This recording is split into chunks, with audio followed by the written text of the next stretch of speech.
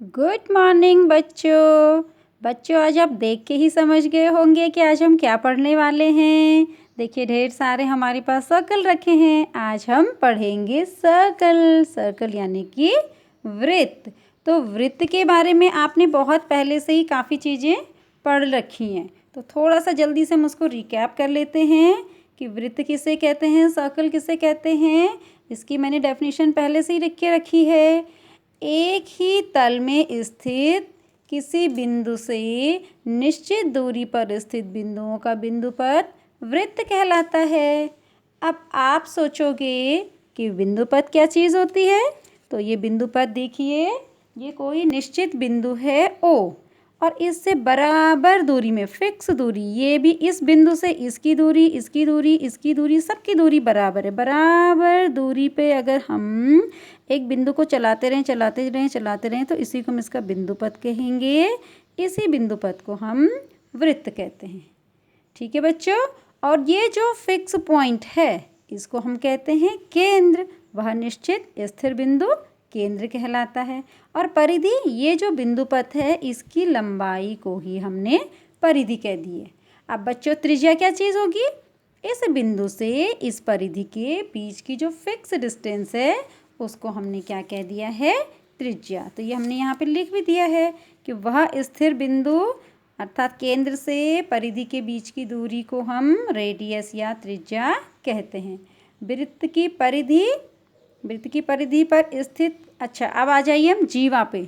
जीवा किसे कहते हैं? एक नया शब्द आ गया है जीवा, ये आपने छोटी क्लासेस में नहीं पढ़ा होगा। तो ये देखिए बच्चों, इस वृत्त की परिधि पे 2 पॉइंट्स ले लेते हैं हम। यहाँ पे A और यहाँ पे कोई पॉइंट ले लेते हैं B। तो A से B को मिलाने वाली जो लाइन है इसी को हम जीवा या कॉर्ड कहते हैं। ये कहीं पे भी हो सकती है, कहीं पे भी मिलाने वाली 2 लाइनें जो होंगी, स्ट्रेट लाइन जो होगी उसको हम कहेंगे कॉर्ड। तो कॉर्ड की परिभाषा बन गई, वृत्त की परिधि पर स्थित 2 बिंदुओं के बीच की दूरी को जीवा या कॉर्ड कहते हैं। चलिए अब आगे चलते हैं। आगे हम पढ़ते हैं सेक्टर यानी कि त्रिज्याखंड। तो त्रिज्या द्वारा केंद्र से वृत्त के खंडों को त्रिज्याखंड या सेक्टर कहते हैं। तो अभी हम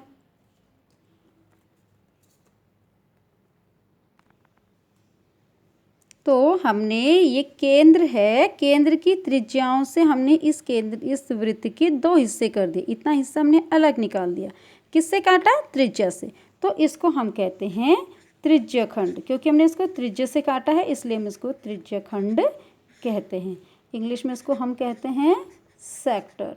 अब इसके देखिए 2 पार्ट हुए, एक छोटा और एक बड़ा। तो छोटे वाले को हम कहते हैं लघु त्रिज्याखंड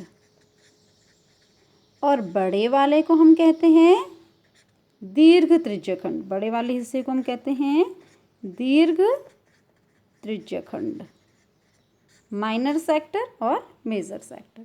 अब यहाँ पर हमने एक और वृत्त लिया है और इसको हमने काटा है जीवा की सहायता से। तो जीवा की सहायता से हमने इसके 2 पीस कर दिए हैं। तो इसको हम कहेंगे वृत्तखंड। जो जीवा की सहायता से हम काटेंगे इसको हम कहेंगे वृत्तखंड। इसके भी 2 हिस्से हुए। जो छोटा वाला है वो कहलाएगा आपका लघु वृत्तखंड और जो बड़ा वाला है इसको हम कहेंगे दीर्घ वृत्तखंड। तो बच्चों, अगर हम जीवा से हम किसी वृत्त के 2 टुकड़े करते हैं तो उसे हम कहते हैं वृत्तखंड। और अगर हम त्रिज्या से, जैसे हम बर्थडे का केक काटते हैं, तो इसे हम कहते हैं सेक्टर यानी कि त्रिज्याखंड। छोटे वाले को लघु त्रिज्याखंड और बड़े वाले को दीर्घ त्रिज्याखंड। अब देखिए जो ये सेक्टर है,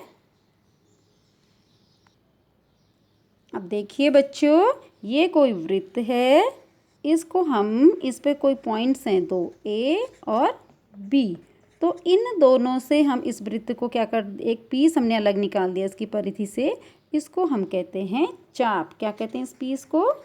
चाप यानी कि आर्क। तो इस पीस की जो लंबाई होती है बच्चों, आपको पता होगा वृत्त की परिधि कितनी होती है? वृत्त की परिधि बराबर होता है 2πr। परिधि बराबर 2πr। तो ये जो पार्ट है इसकी अगर हमें लंबाई निकालनी है तो हम इसके केंद्र के साथ क्या निकाल लेंगे, पहले एंगल निकाल लेंगे थीटा। मान लो ये थीटा है, तो चाप की लंबाई कितनी हो जाएगी, चाप की लंबाई बराबर होता है हमारा थीटा बटे 360, क्योंकि पूरा राउंड जो पूरा इस पॉइंट पे बन रहा है एंगल वो 360 डिग्री का है, गुणा गया 2πr। इसी तरीके से है हम इस सेक्टर का एरिया भी निकाल सकते हैं। त्रिज्यखंड का जो एरिया है इसको भी ज्ञात कर सकते हैं, क्योंकि आपको पता है वृत्त का क्षेत्रफल कितना होता है, वृत्त का क्षेत्रफल होता है πr²। तो ये जो हमारा सेक्टर निकला इसका जो एरिया होता है त्रिज्यखंड का क्षेत्रफल बराबर हो जाएगा हमारा थीटा बटे 360 πr², यानी कि जो पूरा क्षेत्रफल है πr², उसको हमने थीटा बटे 360 से गुणा कर दिया। थीटा ये एंगल बना रहा है और 360 का पूरा एंगल है, तो पूरे 360 में से कितना बना है, थीटा।